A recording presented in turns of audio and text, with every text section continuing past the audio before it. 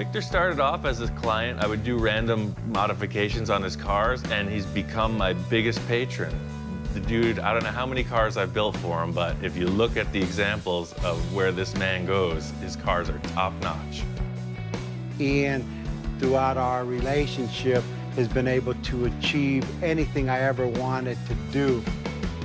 The guy's got an imagination that I've never met anybody that has like his way of thinking. Everything we do is art. These are not cars, these are works of art, they're sculptures.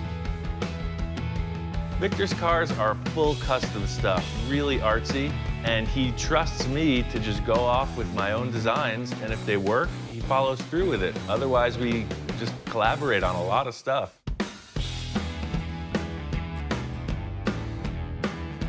Victor and I are up at this car show up north, and this dude's got the king bubble top of all bubble tops. Apparently, it's the biggest one in the world.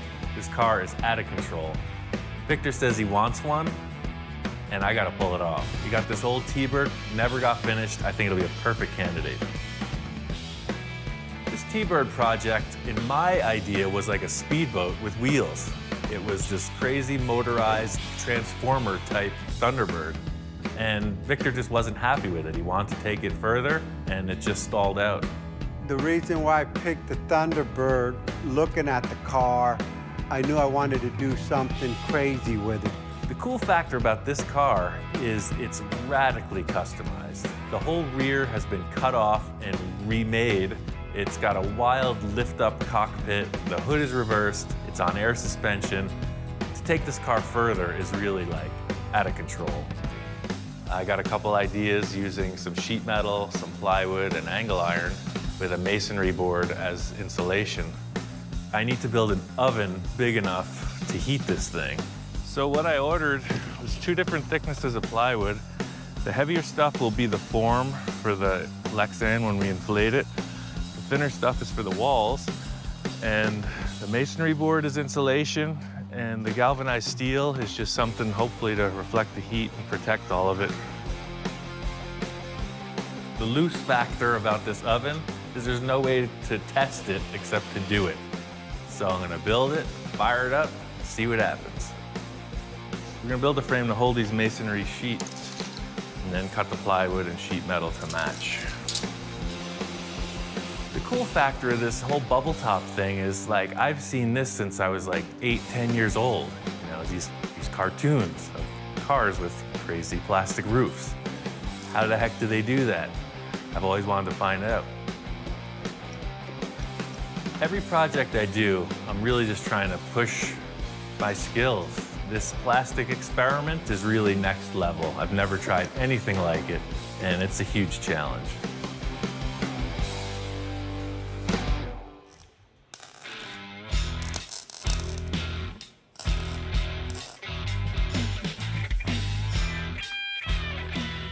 Next step is to take the rest of the angle iron and create a perimeter frame that'll be for the lid. The lid's gonna be a few different sandwiched pieces. It all kind of has to fit together, so I'm just gonna finish up the heavy welding here and bring it to the location. The rest is all screws and wood.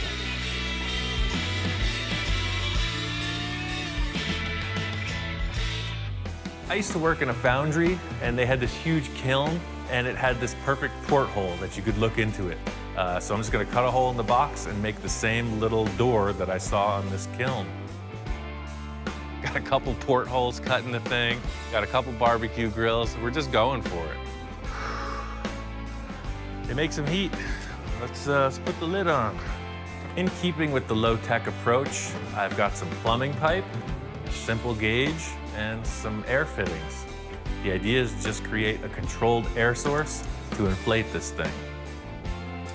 Target temperature for this is 375 degrees to get the plastic that hot. I had the idea that this laser thermometer would be a perfect way to check out the temperature, and yeah, the readings are consistent. It's heating up, and it seems like it's gonna happen. Pretty weird. This huge sheet of plastic, as it heats up, it's starting to deform.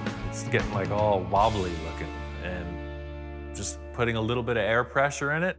And just strategically putting the air in and heating it up, and I walk up out of coming from a project that I was on, and I said, Ian, crank it up, let's take it to the limit. Yes, Captain, taking it to the limit, Take it all as the way. requested.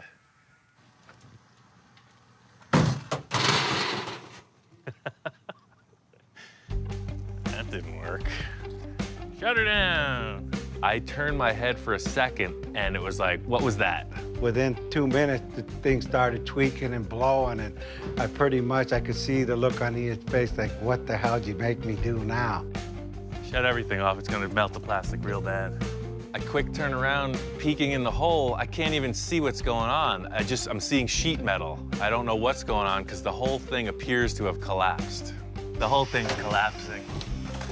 I don't know what to do. I stuck my arm back in the oven to hold the thing up and kind of get a look, and it's just destroyed. We gotta lift the lid up and see what went wrong. It looks like the metal and everything tore right out of the roof of the box. It tore off the lid. So we actually damaged and warped the first mold. I said, you know, just crank the pressure on it.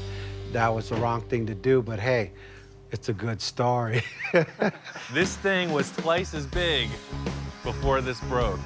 So what happened was he lost air pressure and it shrunk. What a bummer. To most people, this thing looks like an utter failure. I'm gonna work through it. This directly relates to my process because I don't know what I'm working with. Most of the time, I don't know where I'm going. So this is where it failed. It ripped off of the backer board. You can see it's all jacked up on one side. But what this does is it proves that the theory works. This whole process is pretty mysterious. The only guy I can think of to talk to about it is Gene Winfield. One tip that Gene gave me, which I have seen, is keep the temperature even, you know? Be really careful about how this thing heats up because if you get a hot spot, it's gonna deform.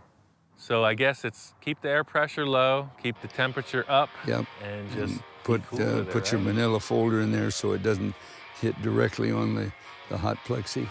I use a manila folder and I cut it into kind of a diamond or star shape and staple it down so when the air hits it, it distributes the air evenly in all directions. Everything I've done was really by the seat of my pants. But after talking with Gene, he gave me a few tips, and he's been successful time and again, so this makes me think I can get this. When I saw you with the bubble top, it's like, I've been thinking about this since I was 15 years old. And it's like, that's how I you can do it. do that. Right, it's like, this is like, you know, no vacuum machine, no nothing. Right. I think that Ian's a real good craftsman. He's up and coming, and he's going to do a fabulous job. And I think he's going to go back and rework that bubble and redo it again, and it'll come out fine for that T-Bird. Shouldn't be a problem. Unbeknownst to me, the car is painted. This T-Bird is really like an evolving piece for him, and he's finished it to a certain degree. I think he's just trying to get the final exterior look. I think if I just put a bubble top on it, this sucker's finished. My plan is working. The slow heat, the low pressure, it's not over 3 PSI at any point. It's very low air pressure, and the thing is taking a great shape. It's the best one yet. There's none of that weird deformity like we had on the first try. Thing looks freaking smooth, man. It's nice. Lifting the lid up, this is a home run. It looks like magic. It's better than I hoped.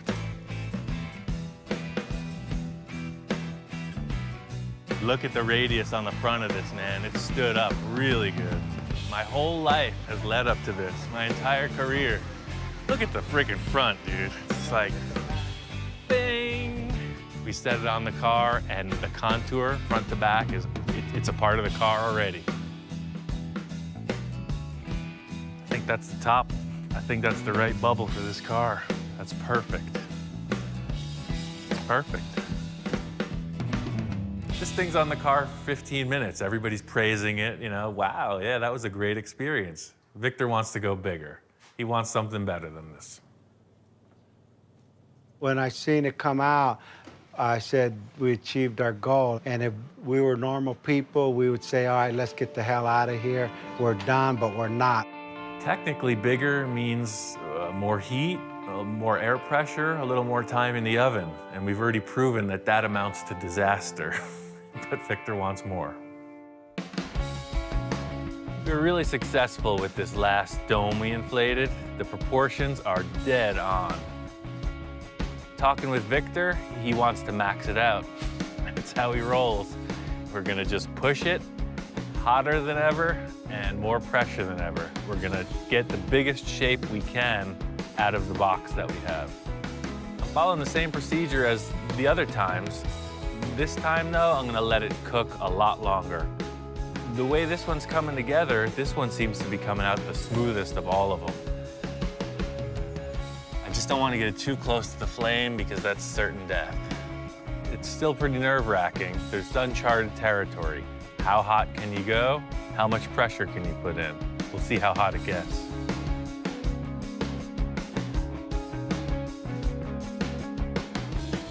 This bubble is enormous. It's getting so close to the barbecue grills. My plan is to turn off the heat and then hit the air. That way there's no flame. It's just hot air. Houston, we have a problem. All right, let's try to cool it. I think we could save it, but it's definitely giving out. See the edge is all warped out? Yeah, we got trouble. Fudge. I didn't realize how much force such a low pressure of air could exert. It's really crazy how steel and wood are deforming under the air pressure.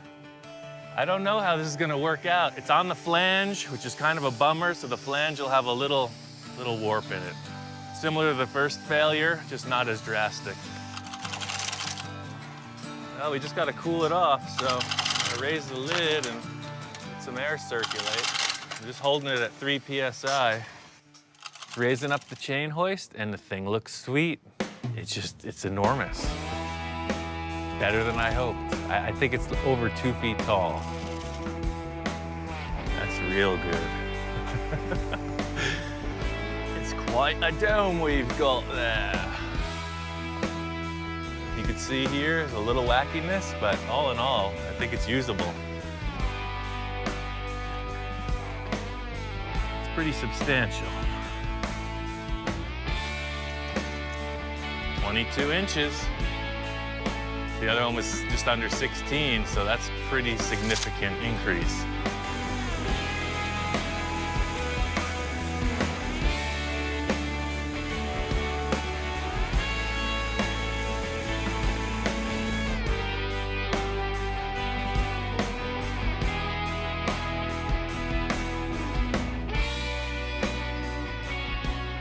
So we're putting this thing on the car, but it's big.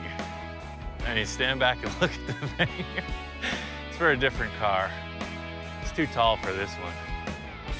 When I seen it come out, and I went back to like we could do anything, and we're gonna try to stretch it even further. So this whole mission of heating and inflating the plastic, that was like a fraction of where we're going with this. We got the bubble top, now we're gonna build a car that's suitable for it. The whole plan with the shape of this ring is to use the wooden backboard from the original oven. That way I'm sure that the contour matches this plastic bubble. The hardest part about this is gonna be this really tight radius at the front. I think what I'm gonna do is put the tube on the roller and create a gradual arc like it is through here. The thing with the bender is it makes perfect circles. This is kind of an ellipse, sort of like a spiral. So I'm gonna have to take that circular shape and tweak it. It's got a couple different radiuses in it. I'm gonna have to put the saw to use. I'm gonna have to just slice every inch or so and kind of fold in a tight radius for these corners. So the whole deal here is you can see how it was, but by slicing it, see, it makes a tighter radius.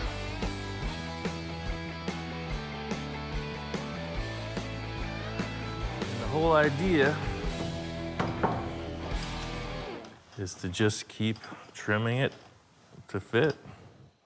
I'm gonna TIG weld all of this because it's gonna be a lot less finish work. It doesn't have a big built-up bead like the MIG welder, so it takes a little longer, but the finish time will be reduced because you'll see there's gonna be a ton of welds on this.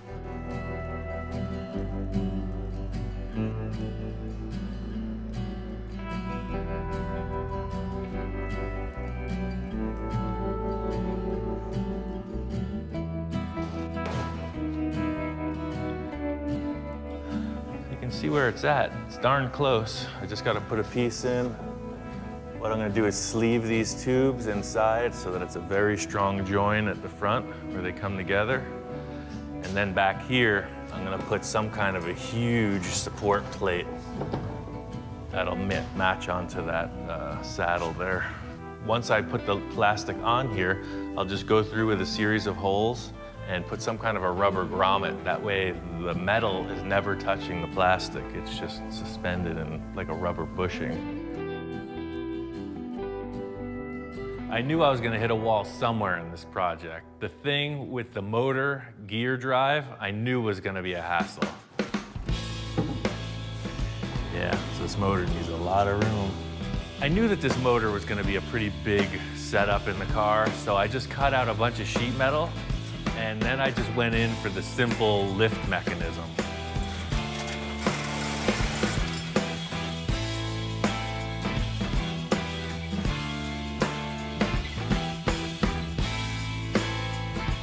This thing is working, you know, it leaves room for development, of course, but hey, look, it's happening, right? It's a little loose, but it's working. The ring that I've created to attach to this monstrosity is a 1x2 inch steel rectangular ring. Met them up in the center with about an 8-inch piece. And then here on the back, I threw it on the car and I mated it up to that big heavy saddle piece. This is the part with the pivot. And then I threw some supports along the side of that, and then a couple outriggers so that it's got a little more grab on the tube. The thing weighs about 60 pounds and it's roughly 5 foot wide by 8 foot tall, and I'm hooking it up to an angry motor.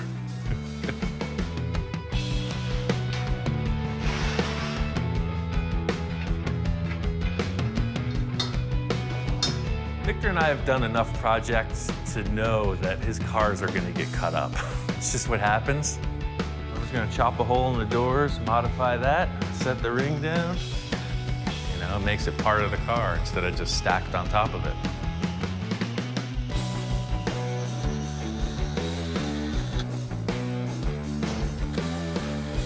This whole thing is in its conceptual stage. These bubbles are so delicate, I don't want to ruin one of the keepers. I brought the damaged one to try out. That way if it fails, no loss.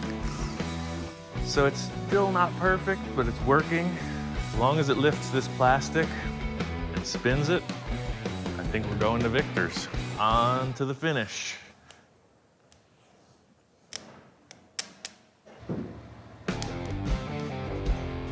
Literally, this car lifts up and spins around. It's awesome.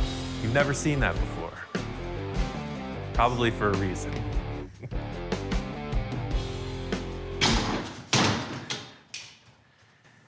Oh, it spun itself off of that block. It's kind of half carnival ride, half Thunderbird. I got it working. It's still kind of loose, but it definitely demonstrates Victor's concept perfectly. So it totally works. I'm gonna take it down to Victor and see what he thinks.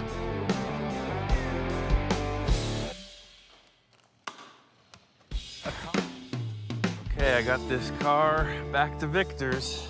We'll see what he thinks about it. There's a couple small issues, but all in all, I think we're gonna work through it. It's really tough to say how Victor's gonna respond to this. I know he likes to far out stuff, but I also know he likes to see things delivered properly. I pull in with the trailer and I see Victor. He's not really jumping for joy, let's say that. The car shows up, it's half disassembled, there's a bunch of foam stuck to it. When I first saw the car, I seen it was in the rough state. I want a system that will open up and rotate and be safe and secure. So that's what we talked about, and that's what I'm hoping to see today. It's all there, it's proven to work, so that's kind of where we're at. I just need you to make a decision on whether you'd like it to spin or not. How fast is it going up and how fast is it rotating? It rotates too fast. Like how fast is too fast? Like it wanted to kill somebody. So let me show you the rotation. I'll ask you to stand back when I turn it on. He put it on and it was rotating like very fast. He almost took off my head a couple times. But just seeing this wild concept got his brain going in a whole new direction. Accomplishing this bubble top, I think I might have like blew a fuse or something in Victor's psyche, because now he's really going off the deep end. He's talking about some wild concepts, and we're only at the beginning of this next stage.